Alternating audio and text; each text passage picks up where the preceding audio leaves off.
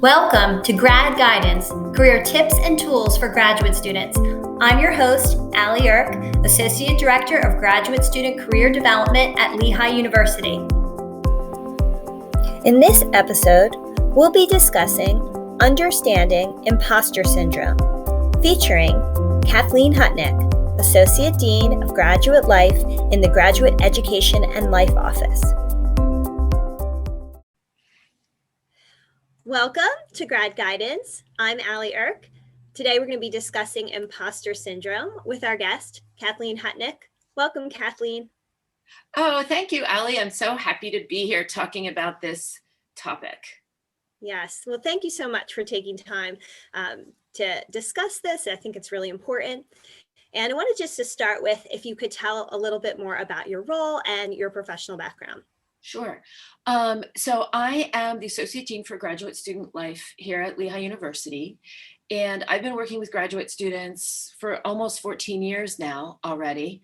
And it's a perfect fit for me.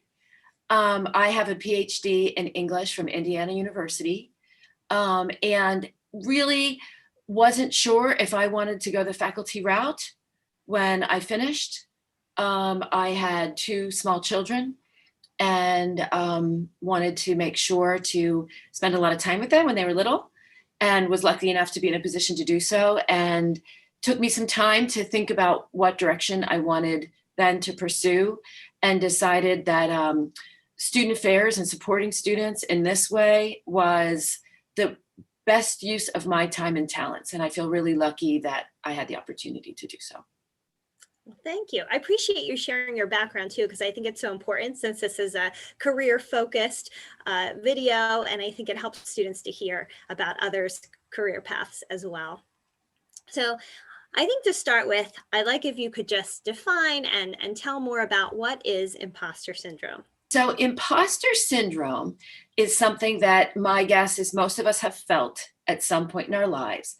And it's this feeling that I'm not really accomplished, but I'm sort of faking it. And pretty soon others are going to realize that I'm faking it. And if you think about it, especially when we start something new, of course we don't know everything that we need to know about that new role, right? Because it's new. And sometimes I think we put expectations on ourselves that we should know before we know. And it can create some sense of insecurity and anxiety.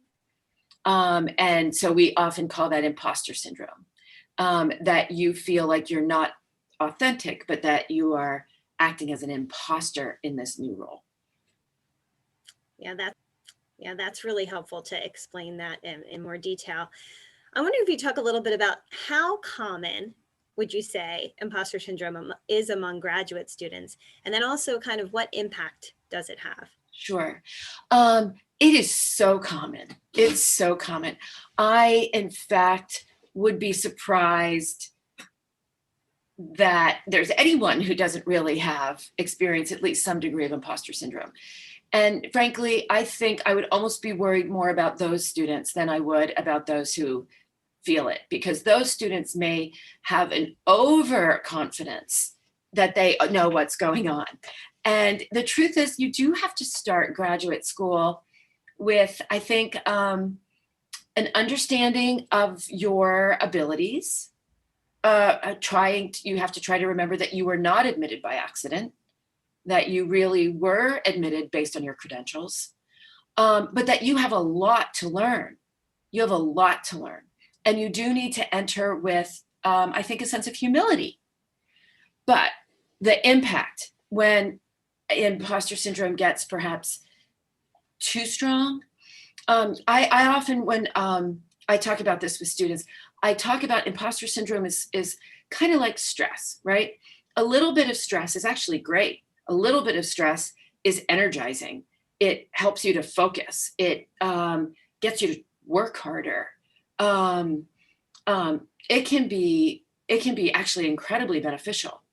But if stress gets too high, then what it does is it shuts you down, and it gets in your way, and it keeps you from focusing. So imposter syndrome, I feel like, frankly, is a little bit like that, going into something new with a little sense of, I'm educable, I can do this, but there's so much I have to learn, is fine. But if you feel that your imposter syndrome is so powerful and great, the impact that it can have is you won't challenge yourself. Say, an opportunity comes your way. One of your professors says, hey, would you work on this project with me? And you immediately assume you're going to fail. And you say, oh, I'm too busy right now. That would be an impact. An impact is you tend to undercut yourself using language. You might say, well, I don't know if this is right, or I'm sure this is wrong, or I'm sure I'm being stupid here. And what you do is by using a lot of that kind of phrasing is you start to internalize it a little bit, and you're sending a message to other people. So that can be one of the impacts.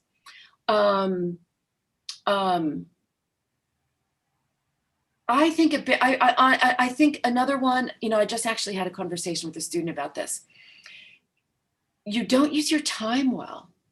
You actually, like she'll say, I was up all night working on this project and I didn't get anywhere.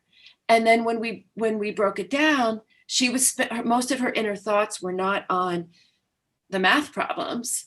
Her inner thoughts were on, they're going to think I'm stupid. I'm going to fail.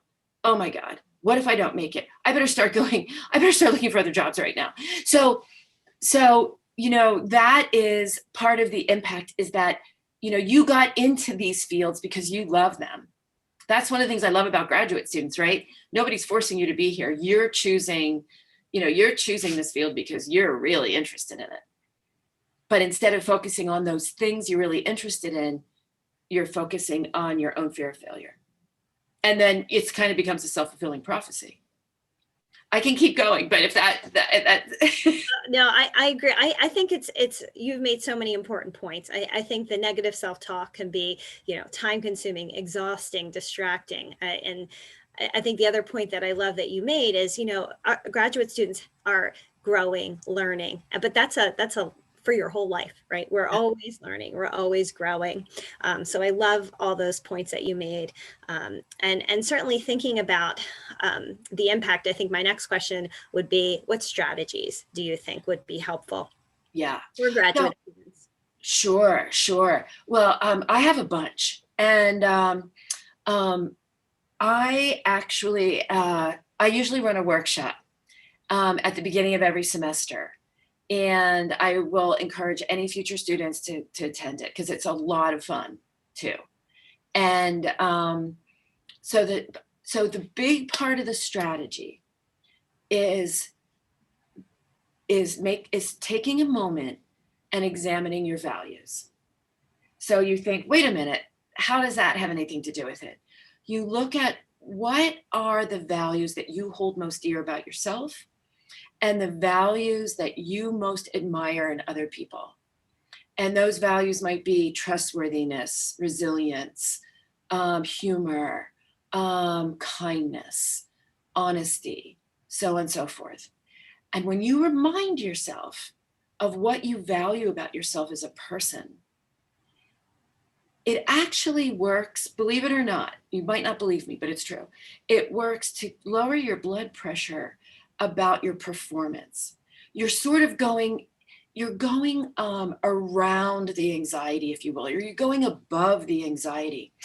Remembering about, again, your values, and remembering why you're here, your purpose. You might want to make your life better, for your family. You might want to cure cancer. You might want to build bridges that won't fall down in earthquakes, because that's something that happens in your country.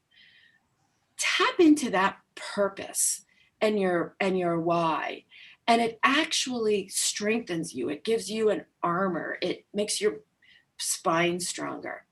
So that really is a huge part of the strategy. Second is, you can be honest with your peers. Be I can't stress enough, get to know the people in your program. A lot of programs have mentors of older, not older students necessarily, but more senior students. If you have an opportunity, grab that. If you can get to know your peers in your cohort, do that. And make sure you have a role. You are not a victim here, okay? You can take the first step in creating a culture in which it's not hyper competitive. You share the things you don't understand. You're like, wait a minute, you know what? I was at that lecture and I know this is a key part, but I'm really struggling with this. You know, can somebody help me here? Ask for help. Share your questions. Share where you don't know. Create that mutually supportive community. Again, it's just like, your shoulders relax, you know, your jaw relaxes when you feel like you can be honest about where your vulnerabilities are, because chances are then you're encouraging others to share their vulnerabilities. Or if it's a more senior student, they will share how they got through stats or how they got through whatever. And that is really going to help you. And here's another thing that might not seem as like directly related, but it really, really is. And that is, don't backbite. It is kind of human nature, and to gossip a little bit, and if you're not familiar with the term backbite, it means to say, talk behind someone's back or criticize someone when they're not there. And usually it's meaning criticizing somebody's character, not necessarily something they've done per se.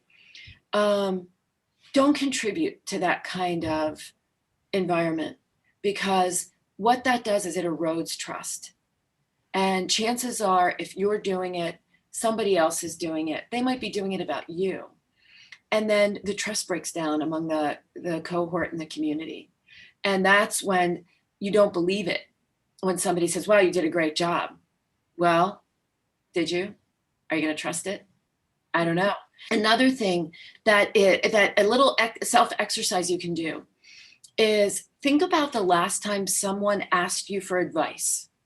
What was that? What did they ask you for? Was it a relationship advice? Was it how you get so much done? Was it, I don't know, whatever it might be. And think about, why did they ask you? You know, is it because you can keep your mouth shut? You can keep confidences? Is it because you have a record of strong relationships yourself? Is it because you have figured out how to manage your time or discipline yourself? That's something that somebody admires about you. That's real. They wouldn't ask your advice if they didn't believe it. So again, that's just another way to like honor yourself, honor your strengths, and use that as you enter into this new area that it feels a little unfamiliar and scary. Those are excellent strategies. I really love too the focus on, be understanding of yourself, be understanding of others. I think it's so key, because collaboration and working with others is critical across whatever discipline you're in. And I think being able to work together, you really do need to see the best in others, work together, ask questions, be transparent. Just so many of the great tips. We have to talk about networking and how that's mutually beneficial. And I think that's one of the parts I love too about what you said. Graduate students have so much to offer just as they're learning, but in that process, they ask valuable questions. They're sharing their insights, resources they know of. What a great support. Yeah, they can be to one another. Sure. You know, actually, I was just listening to a podcast this morning. And the person being interviewed was Adam Grant. I don't know if you guys are aware of Adam Grant, but Adam Grant is a researcher, author, professor at the Wharton School at University of Pennsylvania. And one of the things he talked about was how performing and persuading can be enjoyable and is certainly important, but it's also draining. But when you're living your life as an explorer, when you're exploring, you're asking, you're questioning, you're creating, you're experimenting, that's exciting and that's energizing. And, you know, and I think especially for new graduate students, especially new ones, to enter into your graduate degrees, whatever they are, as an explorer rather than always as a performer, I think is going to give you so much more confidence and make it so much more enjoyable. That's an amazing insight. I think where you put your focus, it really does guide the process. And I'm hearing, just about those mindsets, how important they are. Which segues into the next question, I think very perfectly, is what would you say to graduate students in terms of how to successfully navigate through their graduate program as they pursue their chosen career path? What would you recommend to them? Number one thing is seek out multiple mentors. So some of the students will be in master's programs, some will be in PhD programs. Some of you may have advisors who are for all students in your program. Some may have, especially doctoral students, will have individual advisors. Take advantage of both. As I mentioned before, you might have senior students. You might know of people in the field. Ask them questions. In the Career Center, go to see Allie in the Career Center. She's going to have a wealth of resources for you.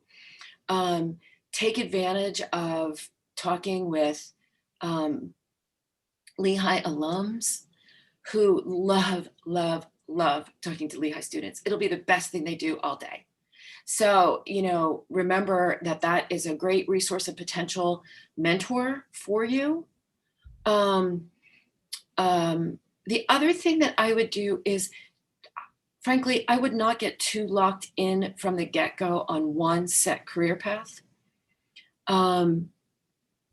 You may want, it's going to vary depending on your field, of course. Some of you are in some of the students who might be watching this are in professional master's programs, and it might be a little more directed, and that's great. And that's wonderful.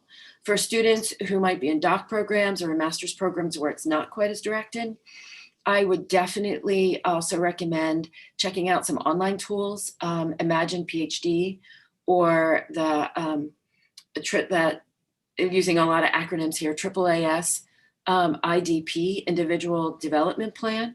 There's some really neat online tools that will, in a very short time, give you a sense of, oh, wow, depending on your skill set, your values, and your interests, you might look at this category of professions. So I think that's what I would say. I mean, even in fields like English, which are, it's not a direct line necessarily to a career path. A small subset may end up as professors, but a lot of people go on and do a lot of different things. I think it's really important to early on explore some other opportunities. And if you have a chance for an externship or an internship or a job shadow, even as a master's or a doc student, definitely try to do that. Get a sense of what their day's like. What do people spend their time doing? Those are great strategies. I think we're so fortunate at Lehigh here to have so many resources for graduate students.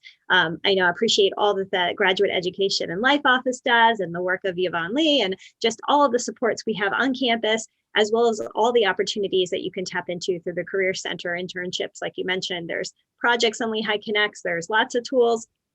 So I love that explore mentality. And I think, the research shows the average person has 12 to 15 positions now in their lifetime.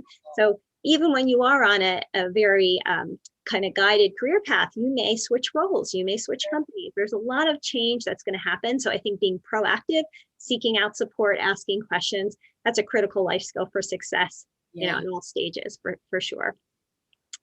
So my final question to you is if you have any other tips or any other pieces of advice you'd like to leave with students in relation to imposter syndrome, or, just anything related to graduate study. Yeah. I think the last thing I would say is connect, connect with others, connect with staff, connect with your faculty, ask a lot of questions, show interest, be interested. I, as comes as no surprise, work with a lot of students who, at least at some point in their graduate career, take on some sort of leadership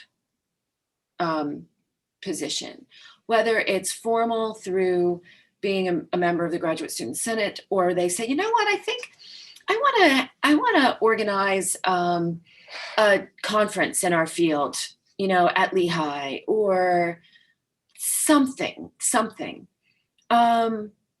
It's all, it'll be extra work, yes, but it's always such a valuable experience. And doing so puts you in the path of great, interesting people who want to support you, and possibly opportunities you never could have imagined. I couldn't have said it better myself. I think truly there's so much that you can't even imagine what could come of it from some of those connections, from some of those experiences. So certainly encourage everyone to check out the Graduate Education Life website, as well as lots of the resources we have through the Career Center, because especially if you're new, you're not sure where to get started, there's so much that you could tap into. Just ask us. If you're new, that's one of the best things I think about doing graduate work at Lehigh. We are relatively small, and we're really super friendly, and nothing makes us happier than getting to know you. So come ask us your stupidest question, because chances are it's not stupid. I'm sure it's not stupid. Yes. So we would love to support you. And I really appreciate you taking this time, Kathleen, just to talk and share all these great strategies. I think certainly lots of students will benefit from getting a chance to tune in. So thank you. Sure, my pleasure. So tune in to the next episode of Grad Guidance. We're talking about lots of different topics that are relevant for graduate students. Take care. Here are some of the strategies mentioned for managing imposter syndrome. Examine your values and the values of others around you. Reflect on your purpose and your why. Leverage relationships with fellow graduate students. Be transparent and ask for help when needed. Contribute to a supportive learning culture and maintain positive communication. Find workshops on imposter syndrome and more hosted by the Graduate Education and Life Office. Visit the link below for more information. Check out LinkedIn Learning to learn more about the topic of imposter syndrome and find additional strategies. Lehigh students have access to explore over 12,000 courses and over 5,000 videos to enhance your knowledge from industry experts. Develop your skills to reach your personal and professional goals. Visit the link below for more information.